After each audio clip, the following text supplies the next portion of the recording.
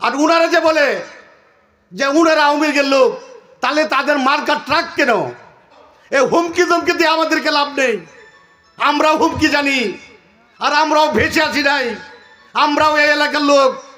আমরা যখন হুমকি দিব তখন আপনারা এই এলাকায় টিকতে পারবেন না। আমাদেরকে ভয় দেখায়েন না, আমাদেরকে ভয় দেখায়েন না। বড় বড় কথা বলেন, বেয়াদবের মতো কথা বলেন, এইসব পরিহার করুন। ভদ্র যারা ভদ্র তারা বেয়াদবি কথা বলে না। এইসব ব্যাপারে আপনারা সতর্ক থাকবেন।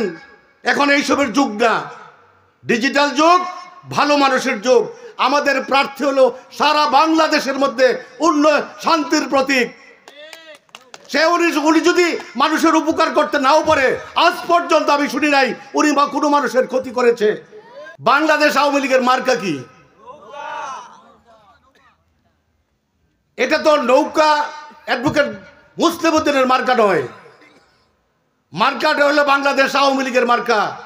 এবং আওয়ামী লীগের প্রতিনিধি হিসাবে আমাদের জননেতা অ্যাডভোকেট মুসলিম উদ্দিন নৌকা মার্কা নির্বাচন করছেন। আর উনারা যে বলে যে উনারা আওয়ামী লীগের লোক, তাহলে তাদের মার্কা ট্রাক কেন? আওয়ামী লীগের লোকে যদি হয় তাহলে তো তাদের মার্কা থাকতো নৌকা।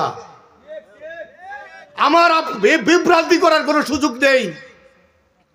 আমরা আপনাদের কাছে বিনীতভাবে অনুরোধ করব, এই বিভ্রান্তি করে আমাদের এলাকায় কিছু কিছু বিভ্রান্তিকর লোক আছে, তারা সব সময় বিভ্রান্তি করে।